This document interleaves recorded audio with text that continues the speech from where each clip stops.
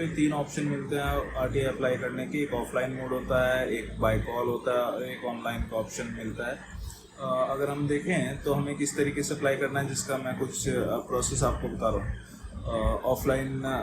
Offline के लिए हमें पहले एक फॉर्म खरीदना पड़ता है, जो कि यहाँ पे प्री डिफाइंड फॉर्म है आरटीआई के लिए। उसके बाद आपको एक स्टैम्प पेपर या फिर पोस्टल स्टैम्प खरीदना पड़ेगा 10 रुपये का, जिसके थ्रू आप फीस पेमेंट कर सकेंगे, वो आपको अटैच करके भेजनी पड़ती है।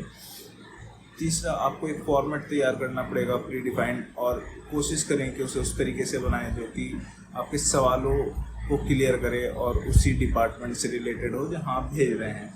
इस चीज़ से कोई दिक्कत नहीं है। अगर आप इन केस गलत डिपार्टमेंट में भेज देते हैं तो वो आपका सही जगह पे पहुंच जाएगा, पर अगर वो मैटर ये करता है कि वो सही जगह के लिए होना चाहिए। लाइक अगर वो सेंट्रल से मांगी जा रही जानकारी है तो आप स्टेट में ना भेज दें, और अगर स्टेट से मांगी जा रही जानकारी है तो आप सेंट्रल की वेबसाइट पे ना भेज दें, क्योंकि तब वो इंटर एक्सचेंज नहीं करेंगे आरटीआई की एप्लीकेशन, जो कि आरटीआई सेक्शन 6 में दिया जाता है।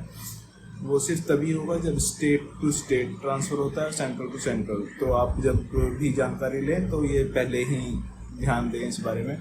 तो हमारे पास ऑफलाइन का जो मोड रहेगा उसमें हमने जैसे कि बता दिया, फीस पेमेंट आपकी हो जाएगी स्टैम्प पेपर और पोस्टल स्टैम्प से।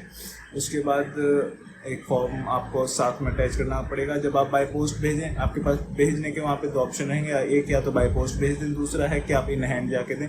इन हैंड में रिसीविंग लेना आप जरूर याद रखें, और उसके बाद जब बाय पोस्ट आप भेजें तो रजिस्ट्री या स्पीड पोस्ट ही करें। इससे ये रहेगा कि आपके पास एविडेंस रहेगा कि आपने इस तारीख को आप बाय पोस्ट किया था और किस किस टाइम पे वो वहाँ पे पहुँच गया, किसी बंदे ने रिसीव किया है नहीं किया है। कोशिश करें कि आप आरटीआई का एक छोटा सा एविडेंस पहले भी बनाने की कोशिश करके रखें, क्योंकि आज की डेट में एविडेंस के बगैर कुछ भी नहीं चलता है। तो एक छोटी सी क्लिप बना लें या फिर फ़ोटो खींच लें कि आपने क्या इन्फॉर्मेशन आउट करी थी या क्या जो भी था, कर लेंगे तो बेहतर रहेगा। ऐसी कोई बड़ी फाइट नहीं है। दूसरा ऑप्शन हमारे पास रहता है 15391 पे कॉल करके आरटीआई की फाइल करने का, लेकिन ये ऑप्शन सिर्फ तभी अवेलेबल रहता है जब आप क्या कहते हैं बीएसएनएल के नंबर का यूज़ करें। दूसरा ऑप्शन यही है फिलहाल कि बीएसएनएल का अगर आपके पास नंबर है तभी आप आरटीआई फाइल कर सकते हैं थ्रू कॉल। इसमें जो पेमेंट होती है वो आपके बीएसएनएल के नंबर से ही डिडक्ट हो जाता है, तो इसमें पेमेंट का कोई सीन नहीं रहता आगे, आप उसी में से डिडक्ट हो जाता है। उसके बाद आगे का जो भी प्रोसेस रहता है वो आपको सही डिपार्टमेंट के पास भेज देते हैं सही तरीके से। तीसरा ऑप्शन जो है हमारी जानकारी.bih.gov.in की वेबसाइट है, जो कि ऑनलाइन आरटीआई अप्लाई करने के लिए है। इसमें आपको ये करना होता है कि आपको पहले एक अकाउंट बनाना होता है, जिसमें आपको अपनी प्रोफाइल में सारी डिटेलिंग करनी पड़ती है, अपने नाम, अपना ईमेल आईडी, अपना फ़ोन नंबर, अपना आधार कार्ड एज वेल। उसके बाद एक प्रोफाइल बन जाती है आपकी। आप इसमें जाके फिर होम पेज पे जब आप जाएंगे आपको वहाँ पे 3-4 ऑप्शन दिखेंगे, 4 मेनली ऑप्शन दिखेंगे, जिसमें 4 में से एक होता है कि अपील, दूसरा होता है फर्स्ट अपील, तीसरा द्वितीय अपील और चौथा होता है ट्रैक एप्लीकेशंस। तो आपको सबसे जब आप पहली बार अपील कर रहे हैं तो आपको अपील पे क्लिक करना है। अपील पे क्लिक करने के बाद आपने जो प्रोफाइल बनाई थी उसकी इन्फॉर्मेशन खुल जाएगी, उसके ऊपर टॉप पे आपकी उसकी डिटेलिंग रहेगी।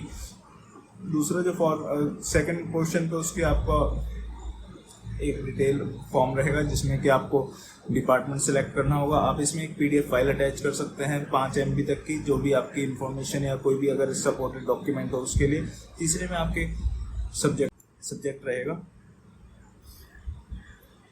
चौथे में फिर आपको इन्फॉर्मेशन आउट करनी है। कोशिश करें इन्फॉर्मेशन को जो भी आप पूछें वो पॉइंट टू पॉइंट करके पूछें, शॉर्ट और क्लियर पूछें। इसमें ज़्यादा होना से और कैंसिल होने के चांसेस रहते हैं। तो मुद्दा यही है कि एक तो पॉइंट टू पॉइंट हो, दूसरा जितना क्लियर हो उतना बढ़िया। आप 2 से 3 से 4-5 सवाल पूछ सकते हैं, कोई इसमें दिक्कत नहीं है, लेकिन क्लियर और शॉर्ट में सवाल पूछे जाए तो ज़्यादा बढ़िया है। मेनली पॉइंट टू पॉइंट, इन 3 से आपको जवाब आ जाएगा। अब अगर हम बात करें जानकारी वेबसाइट के बारे में, तो अभी इसमें बहुत फ्लॉज हैं, बहुत इश्यूज़ हैं।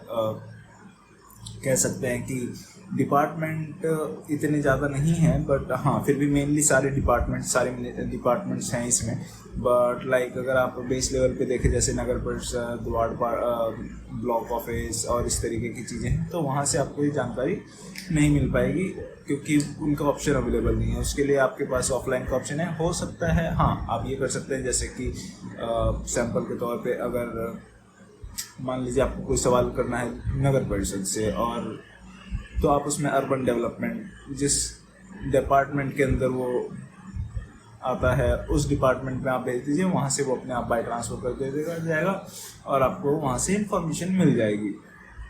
आप ये कर सकते हैं और इस तरीका भी सही होता है, लेकिन आगे जाके आपको इशू आ सकता है फर्स्ट अपील द्वितीय अपील में कि आपने यहाँ किया था, उसका फर्स्ट अपील अथॉरिटी अलग होता है, तो आपको फर्स्ट अपील और ये सब जो द्वितीय अपील करना पड़ेगा, ये दूसरे तरीके से करना पड़ेगा। इसके बारे में हम नेक्स्ट वीडियो में बात